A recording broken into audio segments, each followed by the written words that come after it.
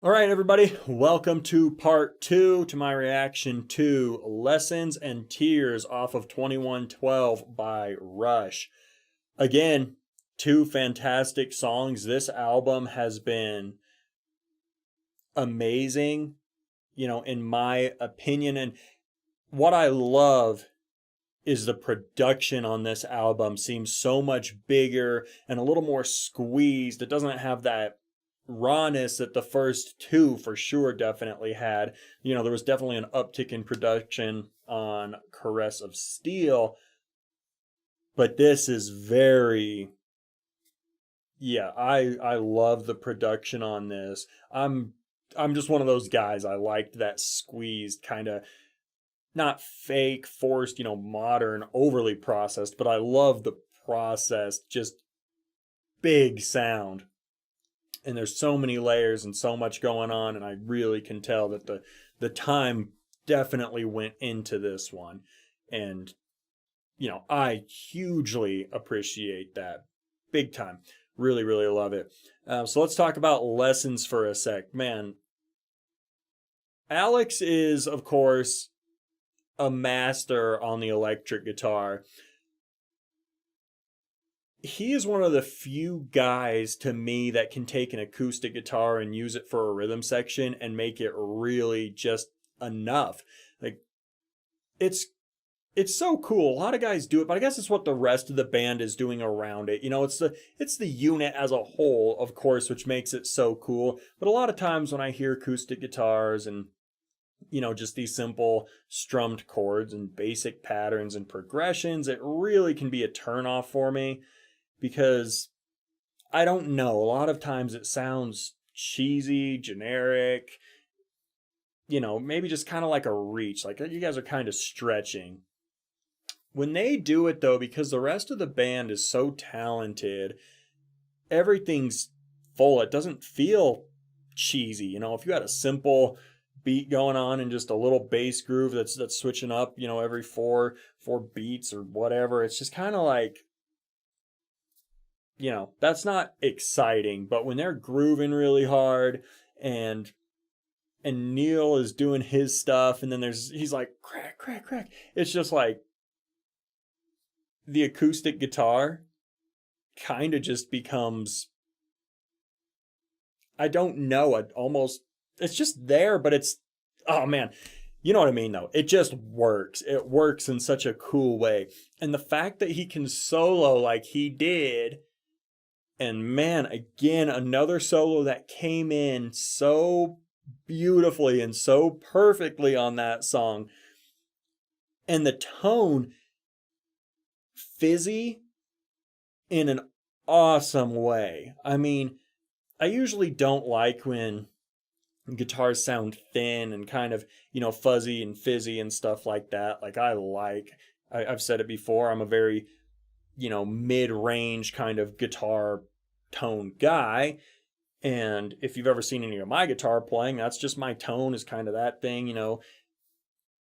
But I guess the tendency for me is to think that thin and fizzy is kind of weak, which is so stupid because Alex just disproves all of that. It shows me like thin and fizzy doesn't mean bad, and it's big. It's so big, and it's not thin. It's not in a bad way to where it like leaves you needing more.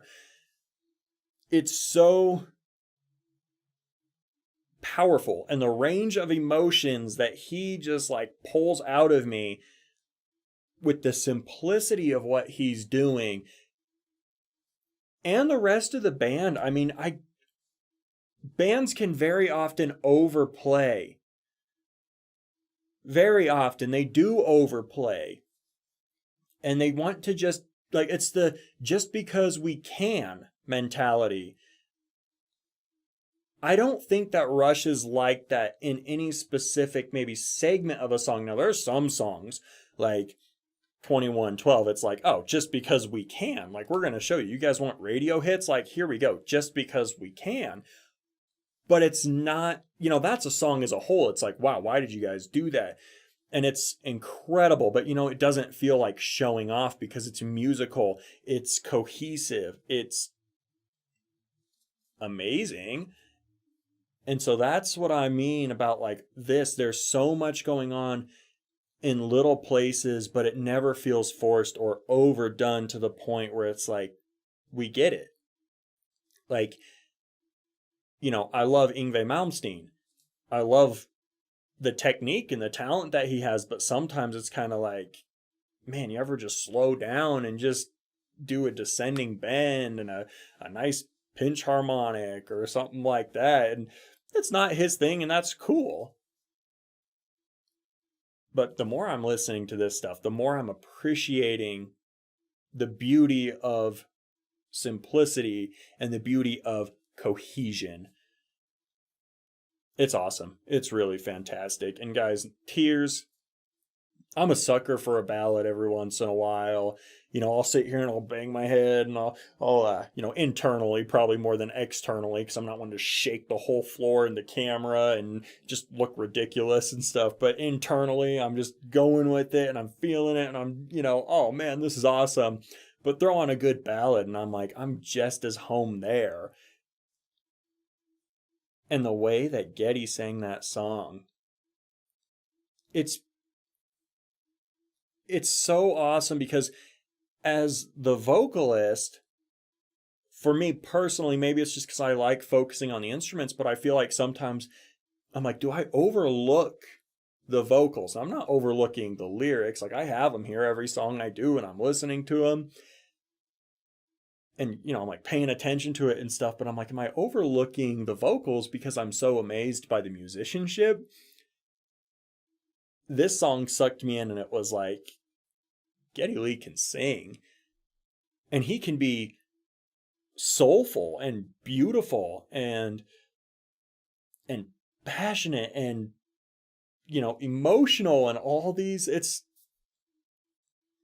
It was great. I really liked that. I liked that he was just kind of like out in the forefront right there. And, that there was nothing really that totally overtook that song. No crazy drum fills, no guitar solos, none of these things that can kind of become the focus point. And you just have this really beautiful, it almost, makes you sad, but it also kind of soothes you at the same time. It's such a presentation. And one of you guys again commented, and said, hey, there's not a bad song on this album. Even the ballad, is a good song. And by dang, that was a good song. I really, really liked that. Man, I'm loving this album, you guys, and I'm loving the journey. I'm loving that every time, there's a fear here that I'm kind of like, man, if I listen to blank song or the next album, am I gonna run out of expressions or how do you respond? But because every piece of material is new, every single response and reaction from me is going to be genuine and it's going to be real because I just love what's happening here.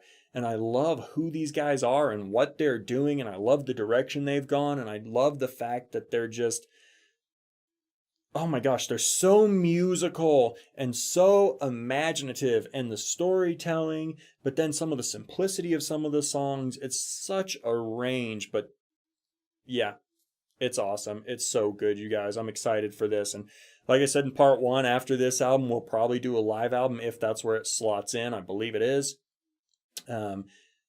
And if it was before this album, we'll do it anyway. I'm not going to do anything that's ahead of another album, but I'm going to catch up on the live stuff. So we'll be doing that for you guys, and it should be a lot of fun.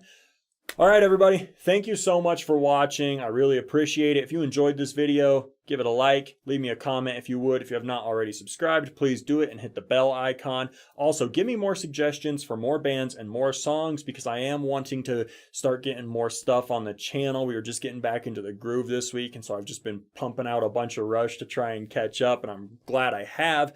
Kind of got to the point where I'm feeling like, okay, I can be consistent with this and the editing's faster and everything's better now. So now I feel like I can take on more material. So please let me know what you would like to see. And if you would, maybe consider supporting the channel by clicking on one of the links below. Thank you guys so much. You're just so much fun to have around, and I love the interaction. I hope to be seeing you guys in future videos. Take it easy.